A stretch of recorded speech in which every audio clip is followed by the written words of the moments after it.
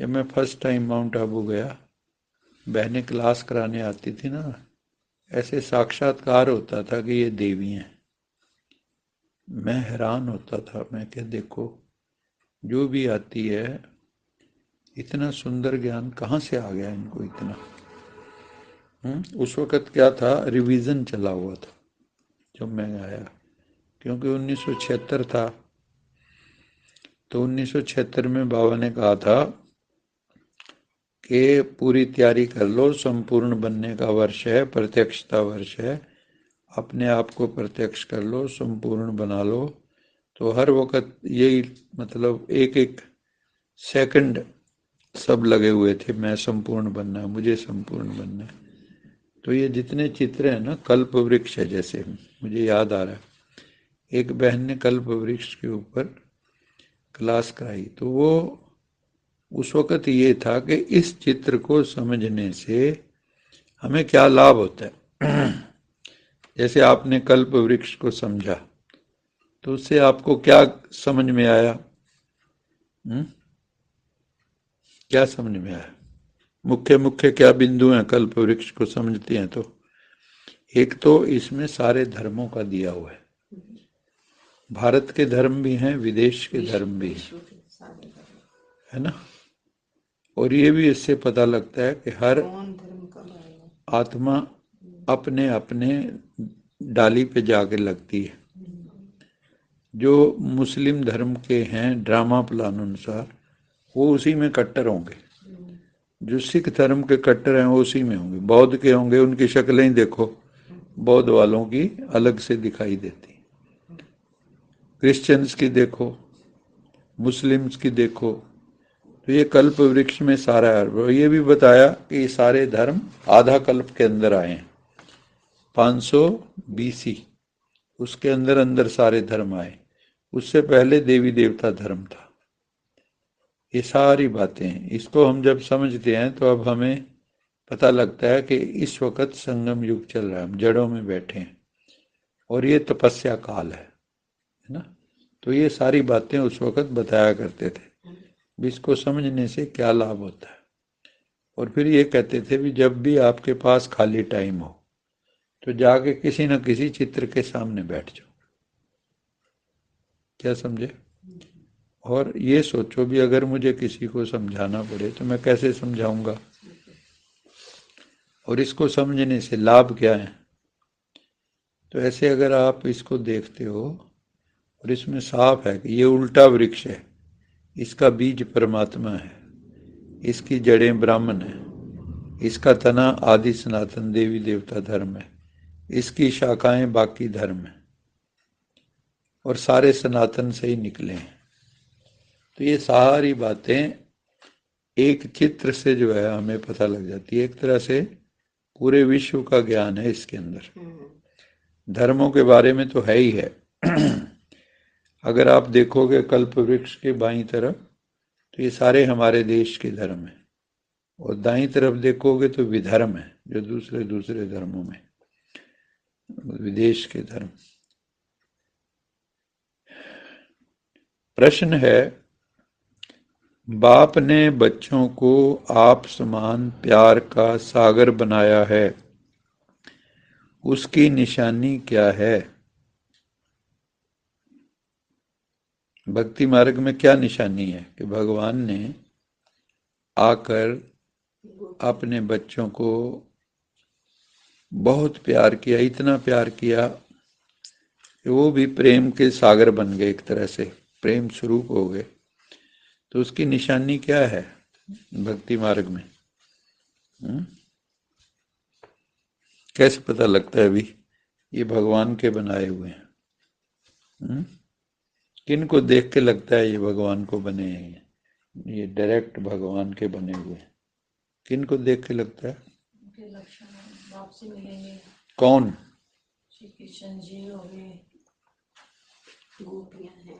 देवी देवता।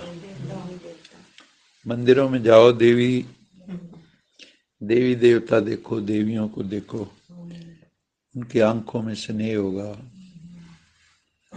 उनको देखने को जी करेगा, हर्षित मुख होंगे, रमणीक चेहरा होगा, है ना। मंदिरों में लोग जाते हैं, देखते हैं, और आंखों में तेज होगा, है ना। कईयों की भ्रिकुटी में भी, जैसे माउंट आबू में उसमें है, तो यहाँ तीसरी आंख भी बनाई होती। कई जगह देवताओं के चित्र तीसरी आंख वाले।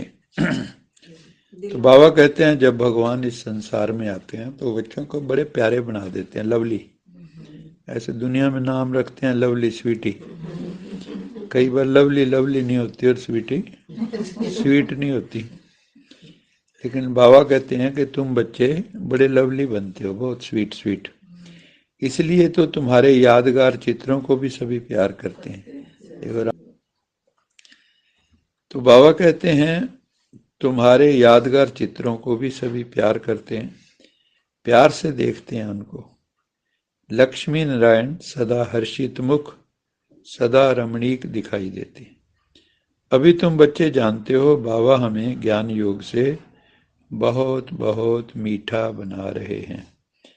दो शब्द बड़े इंपॉर्टेंट हैं, मीठा और प्यारा, है ना। हम कहते हैं ना मीठा बाबा, प्यारा बाबा। सिर्फ ये दो शब्द धारण हो जाएं तो भी ज्ञान हो गया। हम सारी जिंदगी मीठे ही नहीं बन पाते, प्यारे ही नहीं बन पाते, है ना।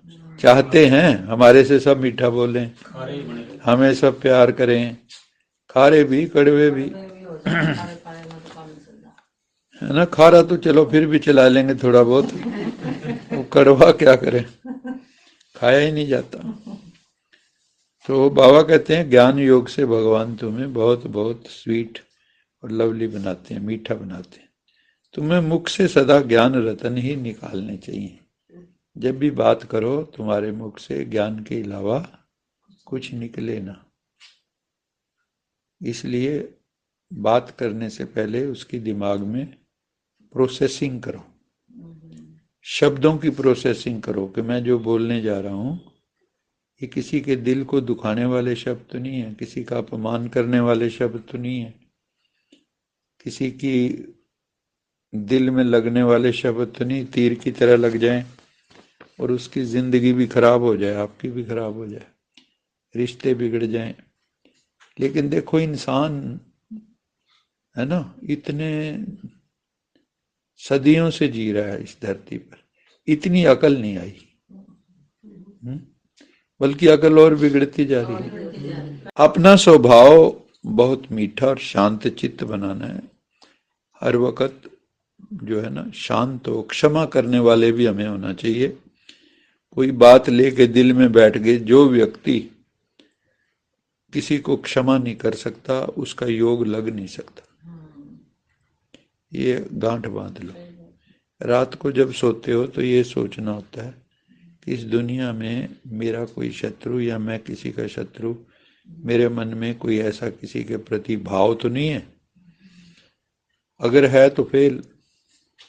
ऐसा हमारा किसी के पास, सबके प्रति हमारी शुभ भावना, शुभ कामना। बाबा कहता है यही तुम्हारा असली स्वभाव है, क्योंकि आत्मा के स्वभाव में तो शांत स्वरूप, अनंत स्वरूप, प्रेम स्वरूप, ज्ञान स्वरूप, शक्ति स्वरूप, पवित्र स्वरूप, ये स्वरूप हमारा प्रकट होना चाहिए ना, ना कि विकृत स्वरूप विकारों वाला।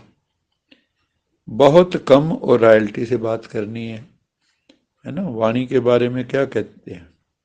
कम बोलो, धीरे बोलो, मीठा बोलो, सोच के बोलो, तोल के बोलो, कल्याण के बोल बोलो। और आज बाबा ने एक शब्द और ऐड कर दिया, रॉयल्टी से बोलो। रॉयल, ऊंची बात करो, घटिया बात कभी नहीं करो। और थोड़े शब्दों में हमेशा बात करनी चाहिए।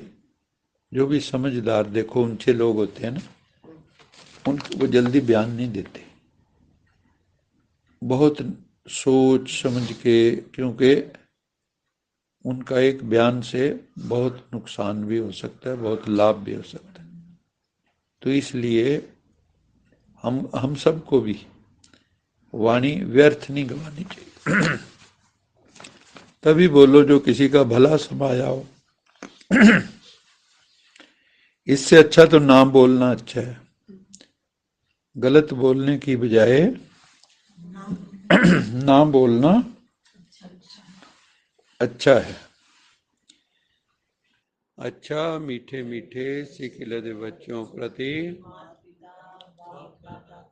याद प्यार गुड मॉर्निंग रूहानी बाप की रूहानी बच्चों को नमस्ते। हम रूहानी बच्चों की रूहानी मात पिता बाप दादा याद प्यार गुड मॉर्निंग गुड नाइट और नमस्ते। सदा रहो कहीं नहीं बन जाओ बांध लो अपने चलो प्रभु के